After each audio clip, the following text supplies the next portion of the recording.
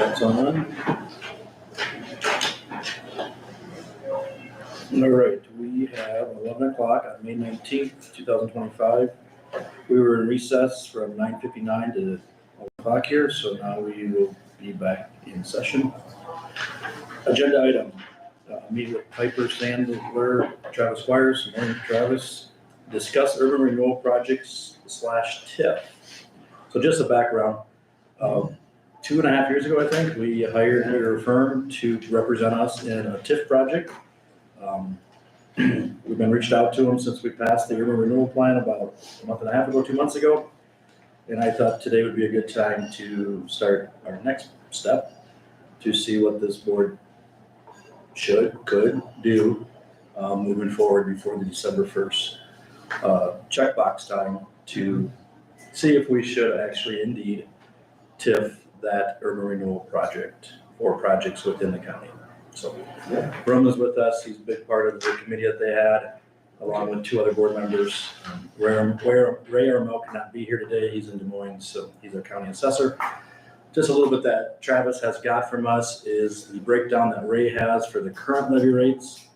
And just go ahead, Travis. Yeah, sounds good. I've just put together a brief memo. You'll appreciate that it's not a staple packet, so kind of just keep it brief. Some high-level overview and really viewing today more as kind of a kickstart conversation that we can follow up information on. The first page is really just going to be a little bit overview of what's outstanding, and then we can talk a little bit more detail about process, and you'll see just mainly bullet points there on the back page. So real quick, outstanding debt related to your emergency communication equipment project. I couldn't believe this, we're over halfway paid off on it. You'll have 4 years left on the repayment after we hit your payments here this fiscal year on June 1. It's about 1.8 million remaining on that project. So you can see off to the far right, then, levy rates in that 48-cent range, which started at about 61, 62 cents. So your valuation growth has allowed you to lower that levy on that debt service component. I did throw together a tax rate history of the county. Again, not a lot to hit there, really a lot of stability there. Obviously, House File 718 from a year ago kind of upset the levy system a little bit for you all.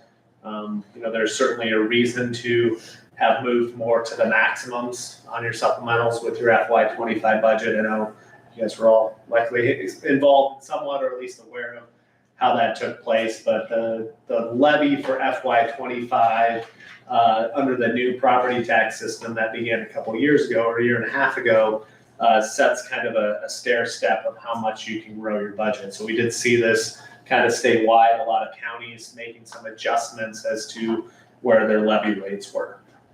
It's not going to really cause any long-term issues, but for the most part, we saw most counties with an increase in their FY25's levy rate. I did not pull your FY26, but I'm assuming probably just down slightly from your FY25 levels. Yep, we did. We went down a little bit. One thing that some of our entities have to worry about, yours not really. Most counties do not have what we call debt limit issues. So debt limit is a constitutional number. It's 5% of your assessed valuation. As a county right now, you have an $82 million debt limit. So I don't think this project is going to be that large. So you'll be in good shape there. Again, you see this more on the city school side where debt limit becomes a little bit more of an issue. But I did just want you to be aware.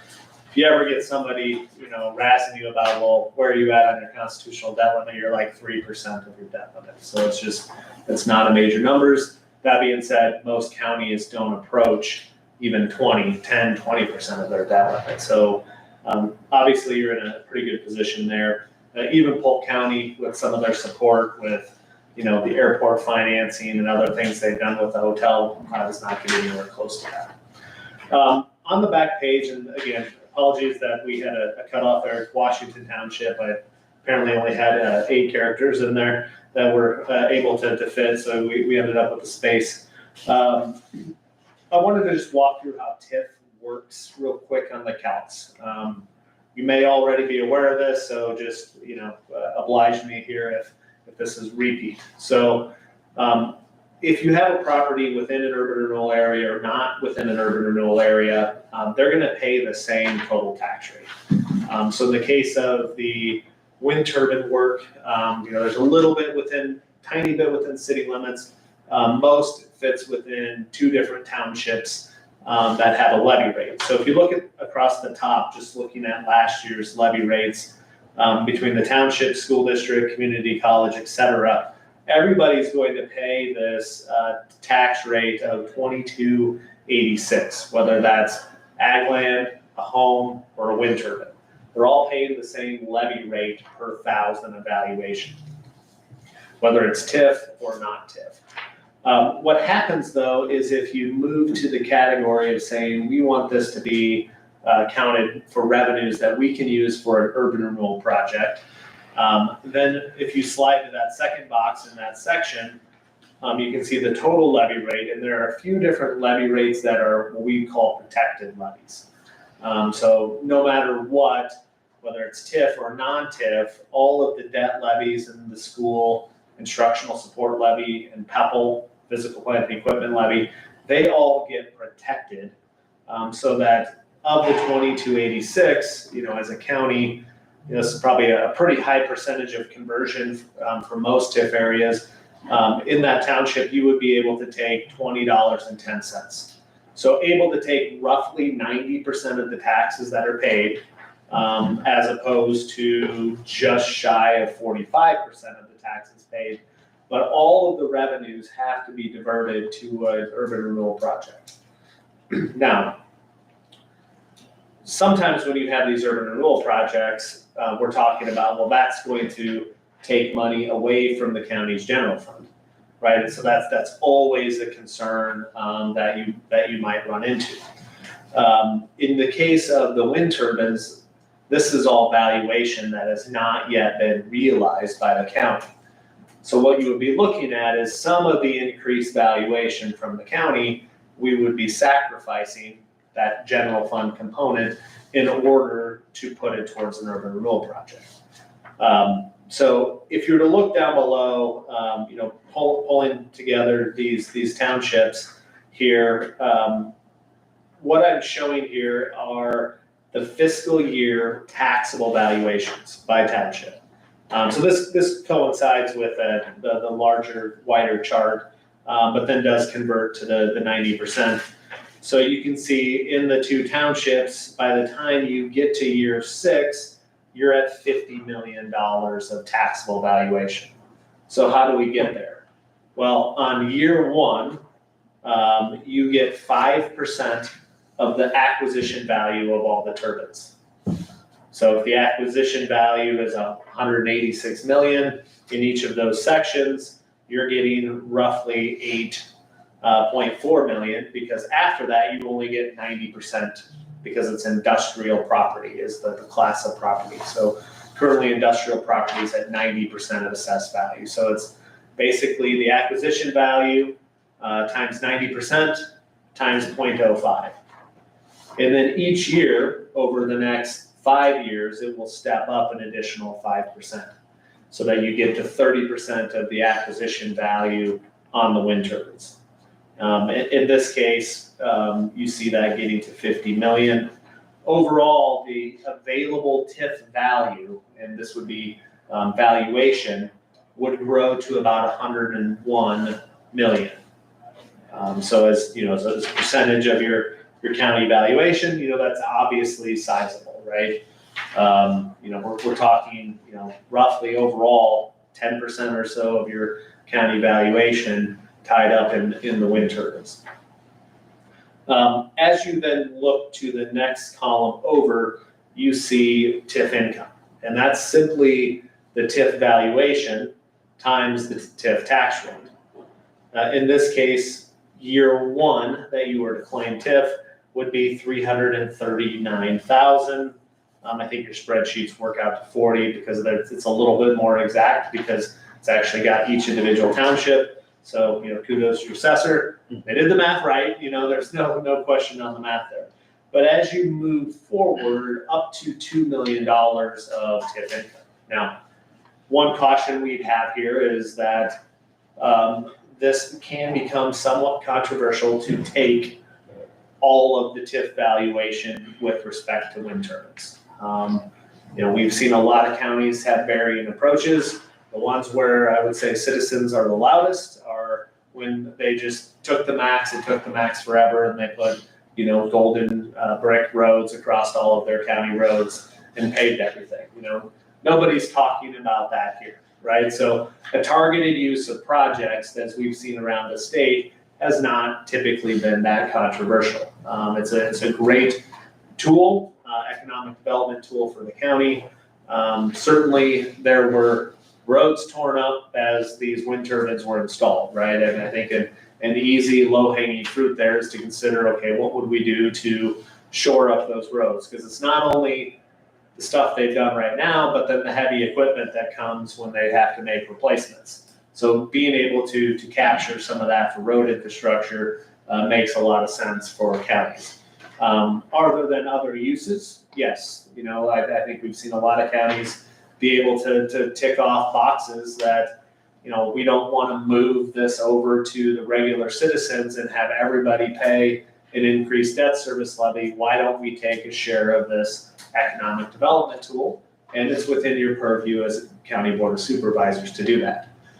So anything that's related to an urban renewal project, there's typically a finding that has to be made by the county board of supervisors, which I think you've gone through your finding process. So your steps ahead here. Now, the real question comes as we get into December, and this is where I probably do need to have a conversation with the county assessor just to understand the timing. You may already be 1 year in to the wind turbine valuations, meaning 5% is already what we would call on the base. Now, I think you got the plan in place. We just have to check the dates. But I think your base is set at 0 and that you can get to 2 million. Worst case scenario, you can only get to 1.7 million because 1 year of the base is taken up. Now, in terms of process, you've done the urban renewal plan amendment, step 1. Now, if you want to obligate future TIF resources in terms of a debt obligation, you're going to have to go through a public hearing process. So similar to when you did the emergency 911 project, you had to go through a public hearing process. Now, as a county board of supervisors, I would argue you went over and above there, right? I mean, you don't have to have multiple public meetings on that public hearing process. You wanted a very transparent process when you went through with that. It could just be a simple, regular public hearing as part of what you're doing on your Monday and Tuesday mornings. Now, what I'd say kind of limitations here is that you cannot claim any of this TIF income until you put an obligation on the books. So in order to claim TIF income this fall, you would have to have an obligation on the books. Now, that obligation could be, well, we needed to get started here, we paid an engineer to design something. That can be an obligation. You could go out and borrow money into a debt instrument, that would also be an obligation. But sometimes in this first year of a project, when it's getting designed, you may not have sold the debt by the time you get to December 1, so you might just be certifying an internal loan for architect engineering expenses.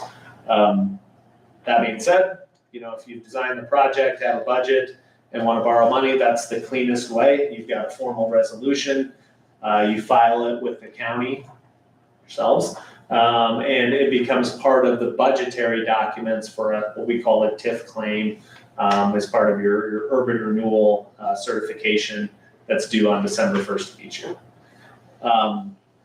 Now, when you certify that debt, you can certify up to the maximum, or you can just simply certify the amount that you want for that year's payment. Now, across the state, a common practice might be, and then one county I work with are like, well, we're not going to go all the way to the maximum, but we're going to collect the first 3 years at the maximum. So we get up to $1 million, and then we'll cut it off at $1 million. Some counties say, well, we want 50% of the wind turbine valuation to go ahead and roll back into the regular amount, so we're only gonna claim 50% of the wind turbines. I think that's a reasonable approach. You might take this first year and take it all so that you can hit your minimum payments, because if you are looking at borrowing money, and let's say we're looking at either a $3, $4, or $5 million project, just to throw a couple numbers out. If it's a 10-year debt at current rates, you're looking at $375,000 annually for $3 million, about $499,000 for $4 million, and $625,000 for $5 million. So just to give you a little bit of context. You said this again, sorry. Yeah, sure.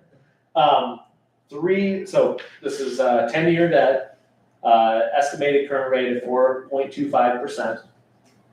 At $3 million, you would be looking at $375,000 per year of an annual payment.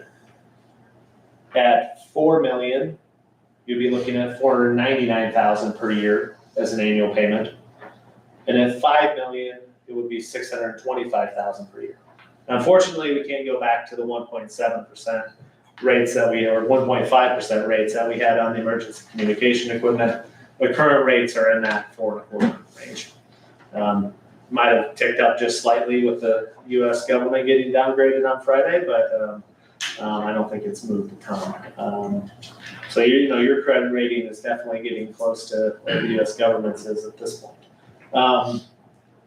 In terms of debt structure and process, if you do want to get that debt instrument in place prior to December 1st, a good start date is probably August, September. We just want to kind of keep the process moving and leave about 12 weeks or so as part of the process. Technically, we can move faster. Your bond attorney can move faster than that, but for the kind of a slow go, nothing really rushed, that would be the process I look at. Now, in terms of knowing what your project budget is, design, whatever that might be, ideal world, right? You design and bid the project and you accept the financing proposals kind of all at the same time. It doesn't always work out ideally, but we are cautious about specifically projects that really don't have a good known budget, running out and doing the financing ahead of knowing what your project bids are. Typically, your project bids, you've got a 6 to 8 week lead time from which they're going to start sending you any bills, even if they start construction right away. So you got plenty of time to get the financing in place if we've done some of the preliminary steps. So yeah, overall, exciting project. I would say that as you move forward with this, it's okay to jump in and out of claiming TIF revenue for like 3 years and not claiming TIF revenue for a few years and then coming back and doing another project later. Do just want to be cautious with the property tax reform that occurred last year, because there are some limitations on if you do decide, let's say you're taking TIF at $1 million per year, if you release that back into the general fund, it's going to look like a 1-year valuation growth that is really sizable, and then you're not going to get all the valuation growth because the state is going to limit you.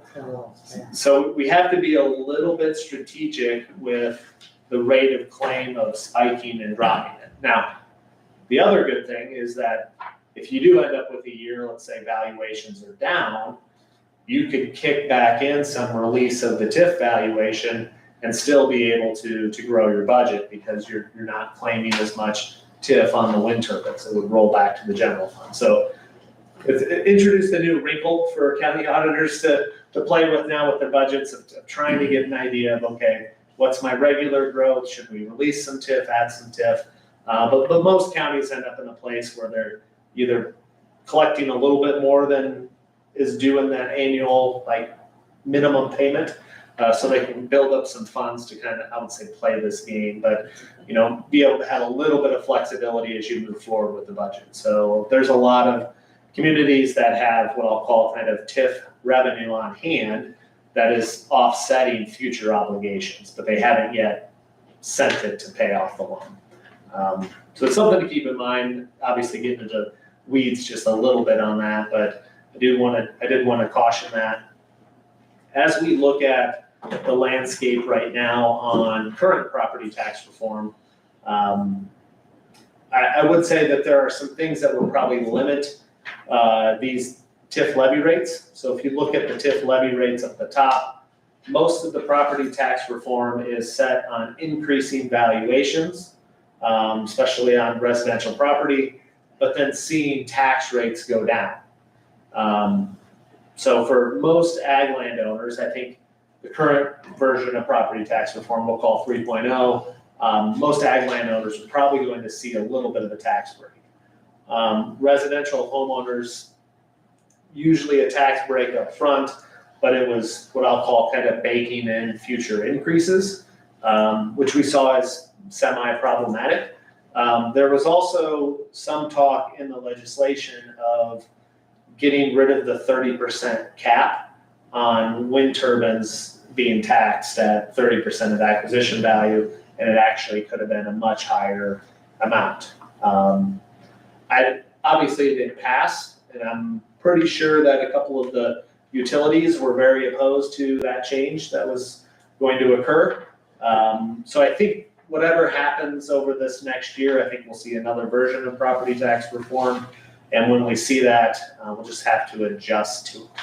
I don't see anything that causes me a lot of concerns with what I know of your plan, given that, you know, if you stack up this 20 years of TIF income, you know, we're talking when it ramps up, you've got $2 million per year for 16 or 15 years. That's a very sizable amount of revenue that you could consider taking on projects. If you've got anything larger than 10 million, 15 million that you're thinking about, then we need to think about strategies on if property tax reform happens, what type of limitations you might face. When we start talking about debt instruments, getting into the public hearing process, most debt sold with for wind turbine projects is considered general obligation debt. When it's general obligation debt, that means that if you don't have TIF revenues to pay the debt, it would flow to the debt service levy. I do think with this property tax reform, it'll be harder to do straight revenue bonds just based on TIF revenues, because in that case, the bondholders are at risk if the legislature does something to change. So I think you would pay a rate premium, probably somewhere in the neighborhood of 0.5% to do a TIF revenue bond instead of a general obligation bond paid with TIF revenues. Seems like a minor distinction. Understand that the second one does create probably a minute degree of risk for all of your taxpayers that there is a debt levy. But given your cash flows, and the size of project you're thinking about, I don't see any way that comes back to the taxpayers. It might just be future projects that we have to consider what type of debt is issued, and hopefully we know what they want to really do with property tax reform by then.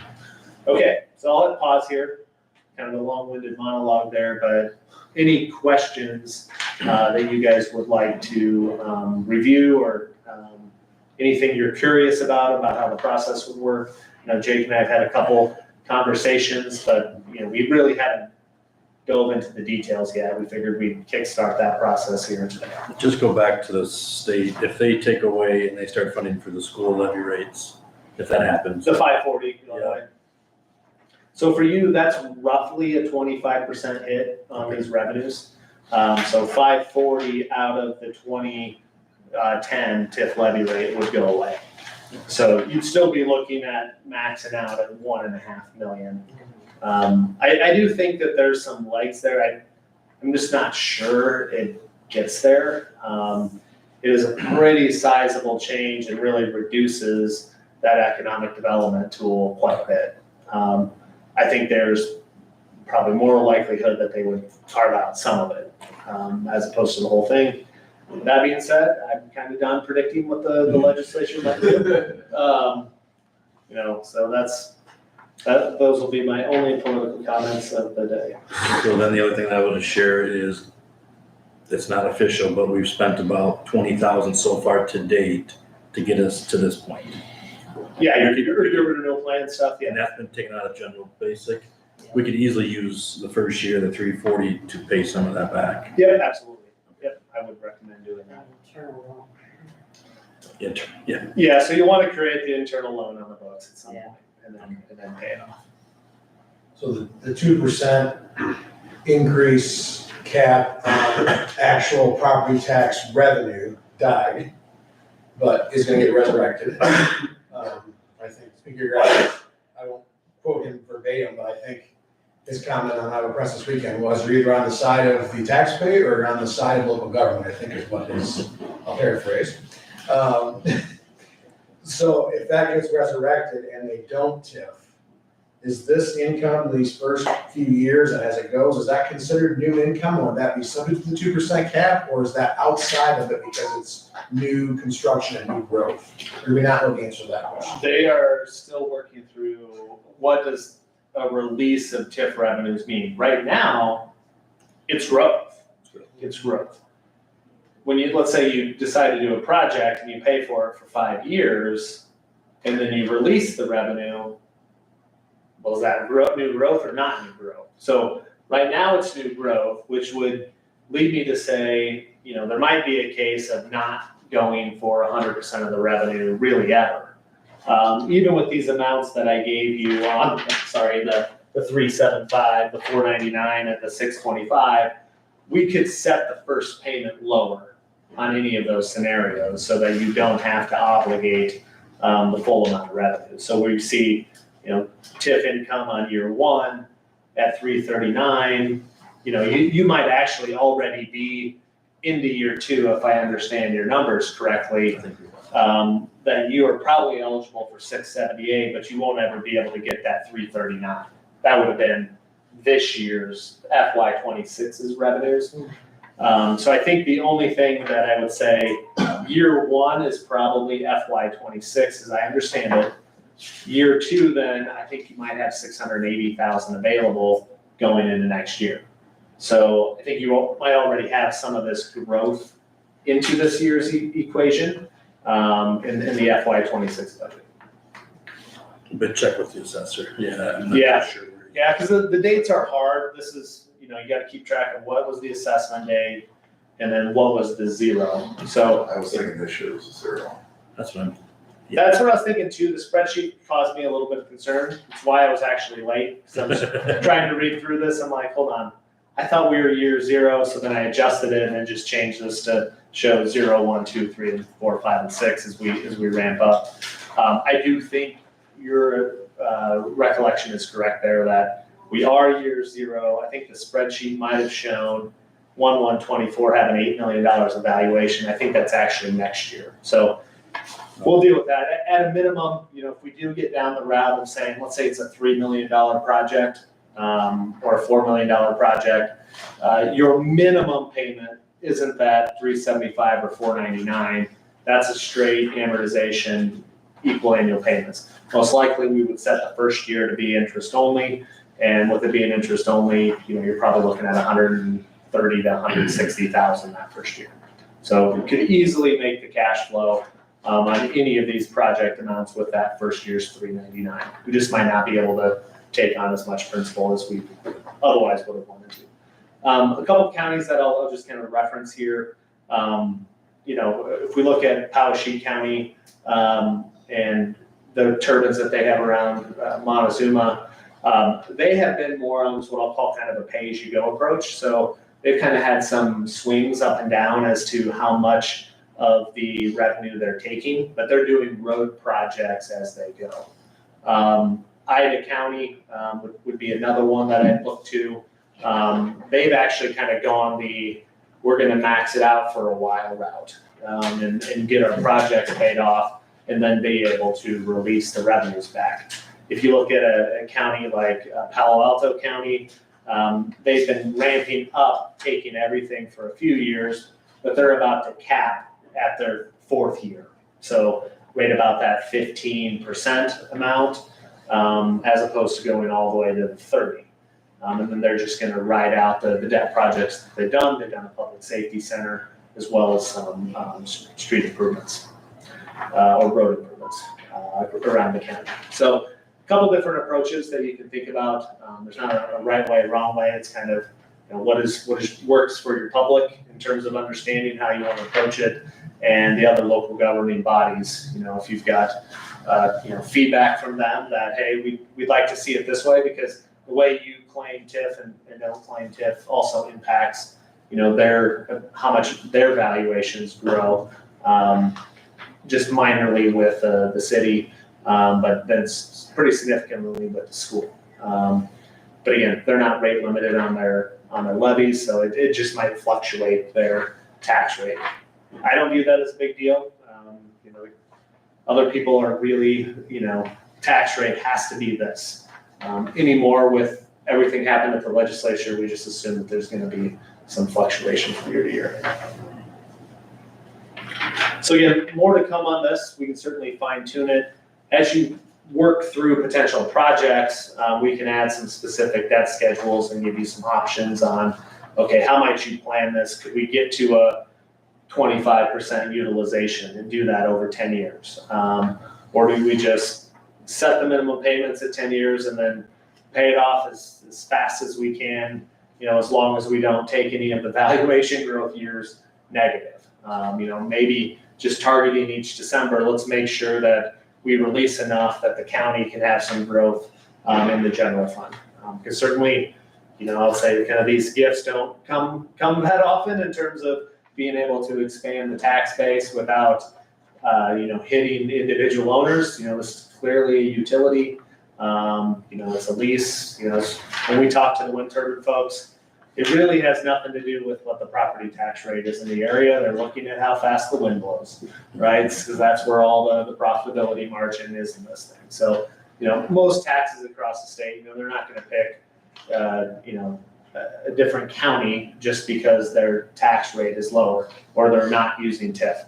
They're doing the project because they like the prospects of how the wind's going to blow and what's that going to be for, utilization and, feeding into their lines of, and are you guys aligned here? Or are you're Mid-American? Okay, this is Mid-American. I couldn't remember exactly where the dividing line was there. So yeah, Mid-American's been all in. We have not heard one single thing from them about property tax rates. It's all about moving to that renewable energy source for them. And more of it, so they're not trying to store as much, right? So they want them in all pockets of the state. So I'm just gonna ask, just so you can explain the video's running. So anytime the public hears debt, their ears perk up. So in theory, absent House File 718, I know that's not that world we're living in anymore, but absent House File 718, if they did nothing, the second column over from the left is the TIF income. Yep. My understanding is roughly 47%, because the county's levy rate is 9.42, the school's 11, the school's almost half of that 22. Yep. So if they did nothing, absent House File 718, if that wasn't triggered, they'd get just under half of that income in GB and GS each of those years in that TIF income column. Is that right? Yeah, that's pretty close. Okay. And the school will get roughly half of that amount, unless they change their levy rate to the amount how much they actually need. Yeah, In theory, they can capture all of that. The school is unique here. So the school actually does not get any more revenue. So all of their budgetary work is on a per pupil basis. So it's going to be based on whatever their enrollment is. So the only thing that changes then is how much property tax levy rate is at the school district. So if it's not going to TIF, it'll allow their levy rates to go down slightly. Okay. So that's why we usually make the argument, don't go after 100% of it. Now, it's okay to go after, if you're building up to get debt payment over the first couple of years, we see a lot of people will go, let's get at least up to 10, 15% of it, but then start releasing. And so, again, I think as this moves on, you do have to manage, well, if we just go after and get it paid off, we could be done paying for this thing in 3-4 years. We reduce a lot of interest expense for the county by paying it off more quickly. Again, to your point of, debt being not something the county's done a lot of, keeping that interest expense down really keeps it more like, hey, it's pay-as-you-go approach. So I guess maybe my question, I didn't ask it yet, but Yeah. so if the county's getting roughly just under half that TIF income, assuming House File 718 isn't triggered. If that's triggered, those numbers are gonna come down slightly. Yes, correct. Because we have to lower the levy rate to match what the allowable growth is, correct? Yeah, you would not get all of the dollars. All the valuation comes in, but if you hit over the growth trigger, you're gonna lose the growth out of your budget. So trying to manage, not that there's a case of kind of playing the system, but if you manage the ability for the growth in this, and you take some of the TIF income, some of the money that otherwise would have been siphoned off and poof, went up in midair because of House File 718, you might be able to recapture as a county and put towards projects. So Jake knows where we're going with this, I can see his facial expression. So if they did nothing, But how would you and know? House File 718 was triggered over allowable growth, there's a chance that all of the potential money we could capture with TIF, we would not get all of that money. Even if we did nothing, we would lose some of it if we didn't TIF. You'll get, Is that a fair assessment? I'll say you'll always get some of it, Right. but maybe just some of it. But how would you even guess those numbers if the box has to be checked by December 1st? Evaluation is due December 31st. Preliminary county assessment rules available usually mid-August. Because right now you're working your way through the appeal process, supposed to be done by the 31st of July. There's an assessor abstract available, usually county-wide by September 1st. So it's looking at those county abstracts, but then you have to guess Exactly. on rollback rates for ag and residential property. So that's the one guessing piece that comes into play here. But if we didn't trip 718, House File 718, in theory, we would get all the money regardless of whether it came through TIF or whether it came flowed naturally Correct. through GBGS. If we trip 718, then there's a chance that we would lose out on some of the money that naturally would Yeah. flow to GBGS. So- That's what I'm getting at. Yeah, no, it's a great question. So let's say, 10 million, it's 1%-ish, right? So if your rest of your values are only up 1.5%, and you got 1 year of this rolling on, you're not gonna trigger it. If you have a good assessment year, let's say, and it's hard because of the amount of ag property, but let's say, for example, you're rolling into a reassessment year on residential property in some of your major communities. Well, most likely, you're potentially gonna trip 718. If you're gonna trip 718, then you don't want to be releasing a bunch of TIF valuation. This, again, as you're pointing out, the complexities of House File 718, this is part of why some folks would like to see it replaced, because it does kind of create this, I'm gonna release TIF so I don't lose it, right? And that happens. Yeah. Can I confirm that 9.42 is also RSD levy rate, not just GBGS? Yeah, it's everything. Okay. Sorry, but yeah, it would naturally flow through. Yeah, sorry.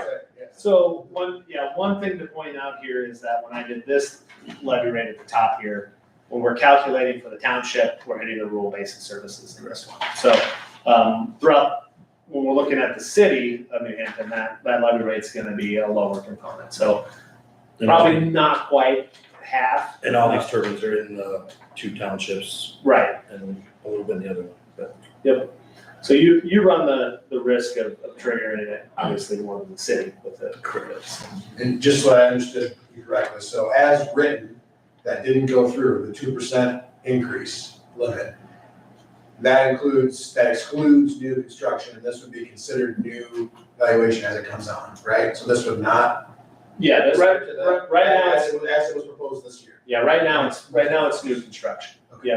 Yeah. When you get, what they're trying to figure out though is when it's in the TIF, if it releases from the TIF as a new construction, the modified language in the 3.0 reform attempted to address that. I think it's still up in the air on whether it got fully there, where most counties and cities would have liked it to have been. So it's probably one of the reasons why it didn't go through, but I think there's just more study, wordsmithing, make sure that we get on paper what all of the goals are, and then we try to get there a little bit closer. Instead, this became, the goal is property tax reform, and then, throw every idea at the table. And this isn't a criticism, like it was good to get it out there, but now every every consequence has an unintended consequence. And so seeing how that all flows through, the amount of winners and losers that showed up across the state, I think made people a little bit uncomfortable. It's complex given Yeah. variables like this for everybody. Yeah, correct. Good, great questions. So I think we have some projects in mind. It just determines when we want to start them. Mhm. I know the engineer, me and him talked about an office at the secondary roads that we did get blighted for. Yep. And I think you've actually have some design work on it already a little bit. Well, it's short notice, but we've done our best. But, maybe that would be a first step project. I think it's, would you say around 400,000, 500? Yeah, I mean, until we get into the nuts and bolts, I mean, it's gonna be a basic structure, steel shed, timber construction, but, Mhm. $185 a square foot office space, I don't think relates to what that's proposed. I think it'd be much less. But yeah, I think around that 400 would be more than enough to cover it. And then our second bigger project would be the city of Bella Vista, where they got a grant in 27, 28, 28. so. We were hoping to TIF for the county share of it. And that, well, the original intent was the secondary roads west storage bays. Those were certified as blight and much needed replacement. And that was the year we were gonna do that. That's a larger project. But now instead of losing all our material testing abilities and our lab and survey storage areas, that's why we thought of this phase one, I guess, with relocating our office. Then we can eliminate that from the storage bays, increase our wash bay, which is way too small. But that was in 28 as well, the west storage bays. In our current plan, conservation had a $760,000 estimated building that now is, I believe, off the table. Just because of location. Because of location, conservation doesn't want it there, well issues, all that stuff. So that's where it was, they were supposed to be the first project out of the gate. And now in talking with Jake and a few of the others, it's a small project, could be quickly paid off, minimal interest involved, a good maybe starter for us to get a feel, get our feet wet on these procedures. But then, we've got countless other bridge projects in there.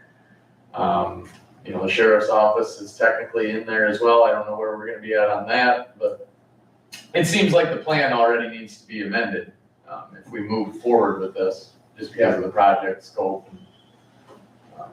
Yeah, and what you'll find in this urban renewal world, now that you guys have ventured into it, is, annual amendments are not uncommon on these. Obviously, if you can not do them annually, you're gonna save some legal costs, because every time they open that up on the amendment side, you do have a public hearing process and everything you have to walk through. But the more you can be catch-all with, good kind of maximum parameters and discussions around it, you may find that, even though you thought you were doing one thing, as long as you're meeting kind of the spirit of that, you may not have to go back and amend for some of these items. One thing to keep in mind here too is, as you guys are working through, the county has a pretty decent balance sheet. So, if you need to do an internal loan to get something started and, then eventually kind of roll everything together in one financing, that'd be recommended, right? You don't want to pay lawyers and folks like us to do financings every year for a $700,000 project, right? You want to kind of roll those together, get one big package, and hopefully get some economies of scale when you do the bidding on the financing. So we'll obviously help you kind of walk through that and manage that. But yeah, the goal here is, don't borrow a bunch of times for this, right? If you can figure out how to work your balance sheet, especially as we get into, if short-term investment rates start to drop and we're at 4.25 and you can only earn 3.80 at IPay, well, you might as well spend some cash, right? So those will be some things that we can talk about as you move. What happens with our prior debt? Just continue to keep paying it right now. One thing that you're not able to do is go back and retrospectively say, we want that to be an urban renewal project.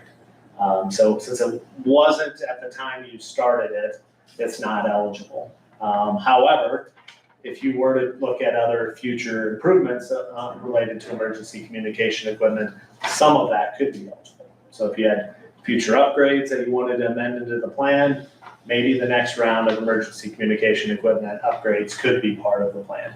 So for now, it would be to keep paying on the debt service levy for the next 4 budget years, and then you'll be done. Hopefully not ever have to put a debt service levy on there again, if you can use TIF in a creative way to keep that tax levy rate down at the county. So I guess what's the next step? Next step, I think, really would be, getting that prioritized list of projects available. Once they're prioritized, we can kind of run the initial, okay, here's the 3, 4, 5 projects that we're looking at. Here's the timing of them, and then putting together, okay, here's one option for putting like a central borrowing maybe a year from now, or maybe it is this fall.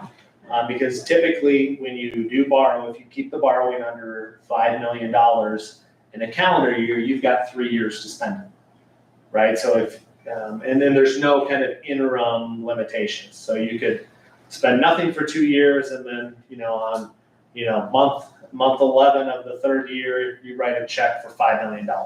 You have no problems with the IRS then at that point. The one thing you probably will run into with your bond attorney at Allers will be, well, what's the expectation, right? If you're not gonna spend the money, why are we borrowing now? And then that's where we'll have to say, well, these are projects over the next 3 years. We wanna borrow once, not 3 times.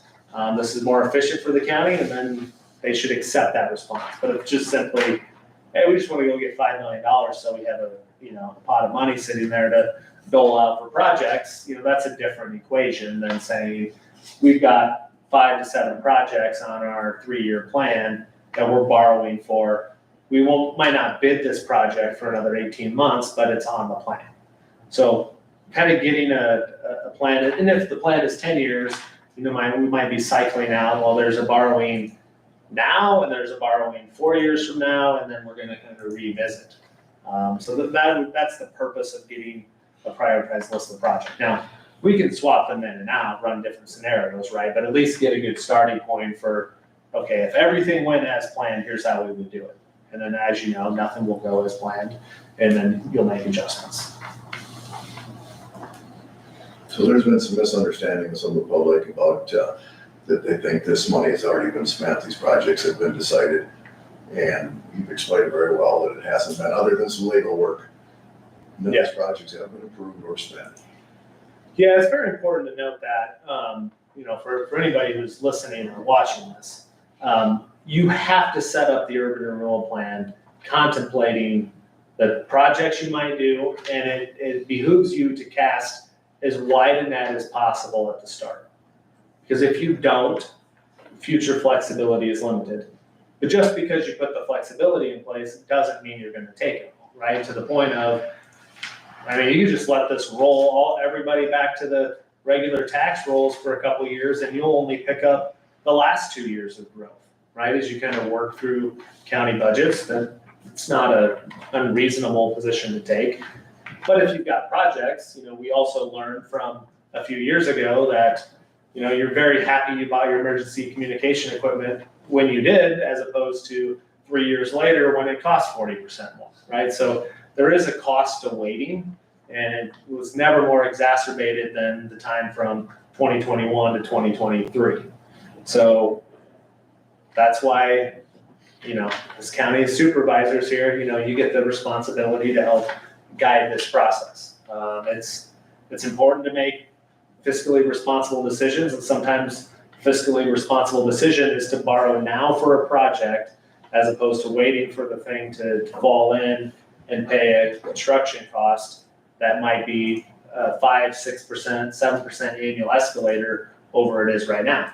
If you're only gonna pay interest at 4%, you're gonna be money ahead replacing it today versus waiting 5 years. Now that goes the other way too, right? There are times, but typically, and especially recently, construction inflation has outpaced interest rates. Whether that stays the same with the new kind of Fed system and, the way they're looking at trying to manage growth, we'll see what happens there. But certainly, we see a lot of communities hit that pause button because, well, we're gonna wait a few years, and that did not pay off very well for a lot of communities over the last few. You know, happy that the school district got their project done when they did too, ahead of, you know, what happened with the construction inflation. But good questions.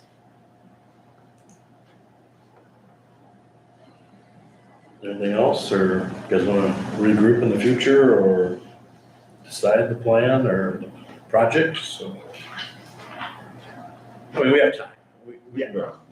What, you said August, September? September. Yeah. Now, August would be a good start date. You know, that's when you start getting antsy, like, okay, we got some steps to do.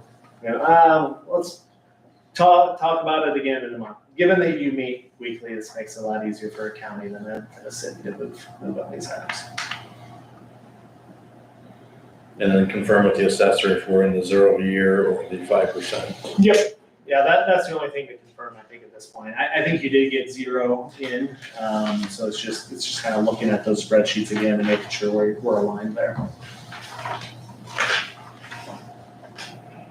Any other questions?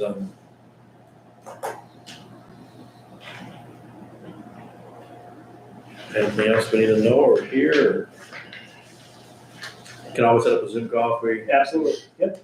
I mean, I think you brought almost a good hour of information today, and I appreciate it. Yeah.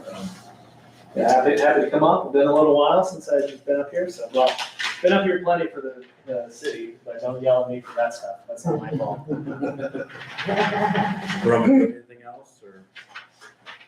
I guess I'm at the point where I'm waiting for you guys to Start some work. tell me what to do. Yeah, that may be the more pressing thing of just kind of getting orders and stuff done so that you hit the right construction window. So that's the thing. I mean, I don't deal with it. and I've tried to stress to you guys the importance of the 2028 Alta Vista one, but it also comes down to the city determining, you know, I was able to help them get $840,000. But they need more than that if they want to keep what's there, or we need to seriously downsize the footprint of their parking and everything. But if we don't do this, I don't foresee us being able to do it without the TIF mechanism. And once that happens, we are pretty much gonna, if we don't do it, we're gonna forfeit $840,000 of federal aid swap money for the city, which I do not wanna do. I think that's a pretty important project, especially being as that's where most of the wind turbine project was at. I think it would look very good for the public, to see that get done. Yep, I agree.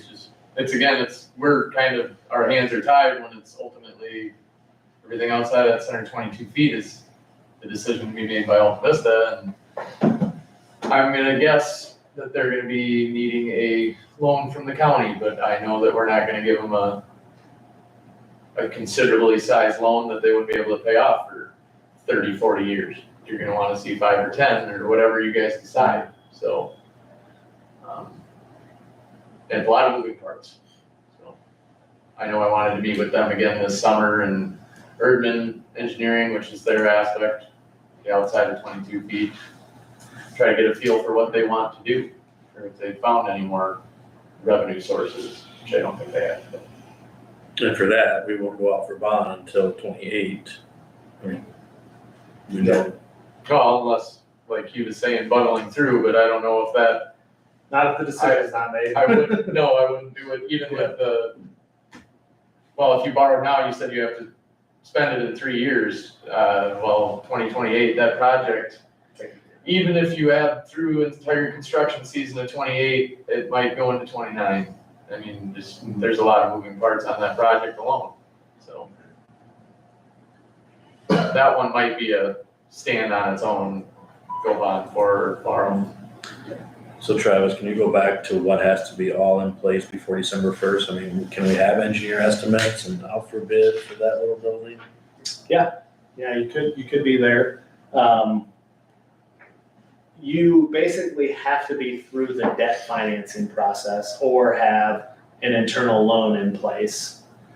So it's, with an internal loan, it's a little bit more difficult because it's gonna be an expense that had to have already occurred. So you could be a little bit more limited. Now, if you create an internal loan saying, hey, we're gonna kickstart this first part of the project internally, 400,000, because that's how much I want to take for 400,000 of revenues, you can do that as well, right? So it can be some prospective expenditures with the internal loan. But at a minimum, the internal loan would need to be set up if you're not ready to kind of package the larger financing component. Now, there is some thought process of, do you get public hearings in place in August, September? If in case you run into any sort of what we call like petitions or whatever, you might want to move that up into that August, September timeframe, as opposed to waiting till October, November. So there's probably one timing component there. But again, you still got time to do this, and you don't have to do all the public hearings at once, right? Just for the amount you need to borrow.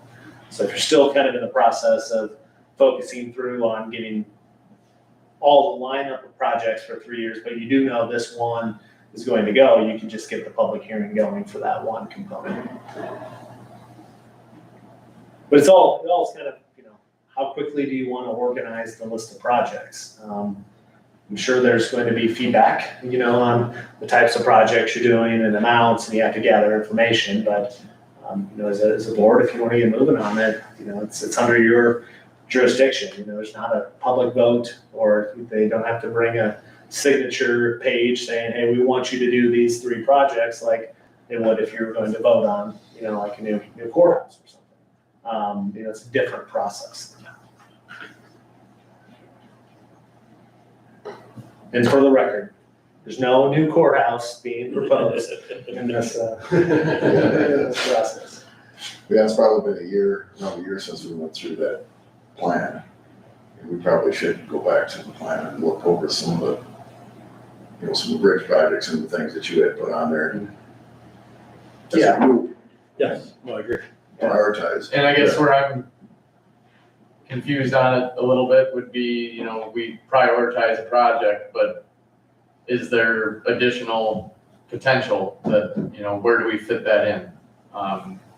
Say you go out and bond for a $3 million project, just saying, you could easily do 4 million if you have additional projects. And that's where I guess that's more of a decision for you guys, I feel. But if you say we want to do more, then, we got plenty of bridges that can always be replaced, so. Yeah, and it's just giving a little bit of color that, a little bit of what like Palo Alto County went through when they were kind of prioritizing projects. It's like, these are all projects that could also be county road fund eligible. So if you end up deciding to borrow more out of the TIF, there may be more county road funds then available to sequence projects. So maybe you do a couple of projects with urban renewal dollars, and then you come back and now there's more sitting in the secondary road fund that you can keep knocking out some things that have more flexibility. If you make this a focal point of, we got bridge replacements that we just need to do, we're gonna make that a prioritization of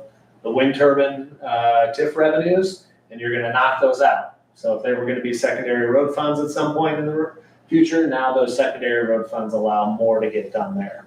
Yes, we had questions from other parts of the county that weren't in the TIF district that said, why don't you make the whole thing a TIF district? And that's what we made the comment, if we can use these funds to do projects up here, and we can do the Outside of the area. Yeah, and I think that's a really nice approach for those folks who are thinking, hey, man, just, why don't you do the big square around the county? It's like, well, it creates its own problems to have an urban renewal area the size of the county. more school districts. And Winners and losers, and it always, every policy ends up with that at some point. Well, I would just say, if you're looking at building a new space, you're gonna have open space here next door. I think it's a great opportunity to look at a comprehensive plan of, we talked about it since I came here, Jake, about buildings and space and downsizing the footprint. Is there a way to do that somewhere across the street in conjunction with this, since that's eligible, or anything over there is eligible as well, to somehow downsize or shift some pieces around to limit your footprint with buildings? I think that should be part of the discussion when you're thinking about moving pieces here. That's just my 2 cents as a part of that. I agree. Great questions, excellent commentary here, appreciate that. Otherwise, thank you. Yeah, thank you. Thanks for dealing with the schedule. No, you're good. I hope a lot of the public was listening, because you explained it very well. Yeah. We knew a bunch of it, but the public didn't, so. Yeah, Thank you.